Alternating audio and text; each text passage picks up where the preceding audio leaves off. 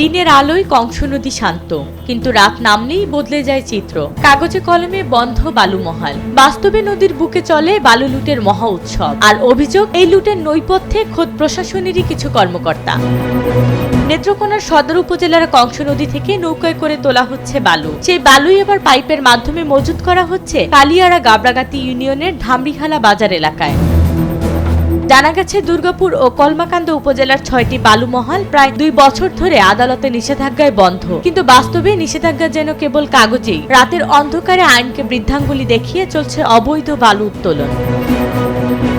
একদিকে বন্ধ বালুমহল, অন্যদিকে বাজারে ভয়াবহ সংকট। দাম বেড়ে গেছে সাধারণ মানুষের নাগালের বাইরে। স্থানীয়দের অভিযোগ, অবৈধভাবে একটি চক্র বালু তোলে, সেই বালুই আবার চড়া দামে বিক্রি করছে আরেকটি প্রভাবশালী চক্র। সবকিছুই নাকি চলে প্রশাসনের নাকের ডগায়। সম্প্রতি ধামরিহালা এলাকায় রাতের অন্ধকারে হাতে নাতে ধরা পড়ে বালু বোঝাই একটি ট্রাক। খবর পেয়ে ঘটনাস্থলে যান নায়েব তানবীর ও সদর উপজেলার এসিল্যান্ড। নিয়ম অনুযায়ী ভ্রাম্যমাণ আদালতে থাকার কথা আইন শৃঙ্খলা বাহিনীর সদস্যদের, কিন্তু সেখানে পুলিশের কোনো উপস্থিতি ছিল না। এমনকি জব্দ করা বালুর পরিমাণ নিয়েও ছিল রহস্যজনক নীরবতা। বালুরা আনছে আপনার নৌকায় জানা হয়েছে দূরার থেকে, কোন থেকে আনছে কইতে পাইপ দিয়ে বড় হয়েছে। আমি গাড়ি নিয়ে আসছি, আমার বাড়ি নেত্রকোনা, মনে হয় সম্ভবত হকমিয়া ভাই আমার গাড়ি আনাইছে। এ বিষয়ে জব্দকৃত ট্রাকের চালক রানাকে প্রশ্ন করা হলে তিনি বলেন, আমাকে এসিল্যান্ড বালু আনতে বলেছেন। নায়েব তানবীর রহমান বলেন, এসিল্যান্ড স্যার আছে, যা বলার উনিই বলবে। আমি এসিল্যান্ড স্যারের নির্দেশে এখানে এসেছি। আমি স্যারের নির্দেশনা অনুযায়ী এখানে আসছি এবং স্যারের নির্দেশনা পালন করেছি। আর এখানে আমার চাকরির বয়স মাত্র 3 মাস। আগে কখন কোথায় কি হয়েছে জানি না। আর আমি আমার ঊর্ধ্বতন কর্তৃপক্ষের বাহিরে আমি কিছু বলতে পারি না, সবকিছু আমার ঊর্ধ্বতন কর্তৃপক্ষই বলতে পারবে বিষয়টা। এদিকে আরেক ট্রাক চালক রাজু মিয়া ফাঁস করেন এক চাঞ্চল্যকর তথ্য। তিনি বলেন, বালু সিজ করার নামে অন্যত্র বিক্রি করছেন নায়েব তানবীর সাহেব। আমরা অনেকেই জানি যে বালুটা যে চিজের বালু বলতেছে ওইখানে, যে এটা কোষাগারে সরকারি ফান্ডে জমা হইতেছে, কিন্তু আজকে যা মানে আমরা বুঝতেছি, জানতেছি, পাবলিকও বুঝতেছে যে বালুটা আসলেই এটা সরকারি কোনো ফান্ডে জমা হইতেছে না। চিজের নামে নায়েব সাহেব এবং এসিল্যান্ড তারা সাইডে মানে বালুটা বিক্রি করে তারা পকেট ভরতেছে। পাবলিকে এখন বুঝে পালাইছে যে তারা সরাসরিভাবে নায়েব এবং এসিল্যান্ড দৌলত খানের লোকজনের সাথে একদম সম্পৃক্ত। সরকারি কোনো ফান্ডে টাকা কোনো জমা হচ্ছে না।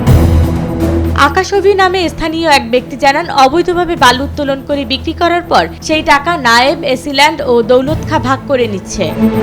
জামরিওয়ালা থেকে এই দৌলত খা আওয়ামী লীগের একজন ফেসিস যে জেলখানায় আছে, ওর লোকজনদের মাধ্যমে নৌকা দেওয়া বালুটা উত্তোলন করা হয়। এর সাথে আমাদের যে নেত্রকোনার এসিল্যান্ড এবং তার সহযোগী নায়েব, ওই দুজনের মাধ্যমে বালুটা বাহিরে বিক্রি করা হয়। যখন জনগণ জিজ্ঞেস করে তখন তারা আমাদের কাছে বলে সবসময় যে এটা সরকারিভাবে নেওয়া হচ্ছে, কিন্তু আমার কাছে ইনফরমেশন ছিল এবং প্রমাণ আছে, সবকিছুই আছে।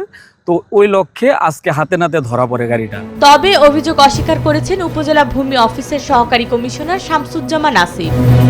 অভিযোগের মাধ্যমে আমি আমার ইউনিয়ন ভূমি সহকারী কর্মকর্তা আছে তাকে পাঠাই এবং সে খোঁজ নিয়ে যেতে পারে, অভিযোগের সত্যতা পায় এবং এখানে জিজ্ঞাসাবাদ করে কেউ কোনো এই বালু কার কোনো কিছু পাওয়া যায় না। সেই কারণে আমরা এই বালুটা আমরা অজ্ঞাত থেকে জব্দ করা হয়েছে। ঠিক আছে, আমরা মোবাইল কোর্টে আমরা আওতা আনতে পারি নাই। আমরা বালুটা জব্দ করে আমরা যেহেতু এই জব্দকৃত বালুগুলো আমরা করতে পারি না, সেক্ষেত্রে আমরা বিভিন্ন সরকারি খাতে আমরা এটা বিলিবন্দোবস্ত করে দিই। সেই ক্ষেত্রে আমরা বালুটা সরায় আমরা অন্যত্র নিয়ে যাচ্ছি। সুনির্দিষ্ট অভিযোগ পেলে আইন অনুযায়ী ব্যবস্থা নেওয়া হবে বলে জানান জেলা প্রশাসক সাইফুর রহমান।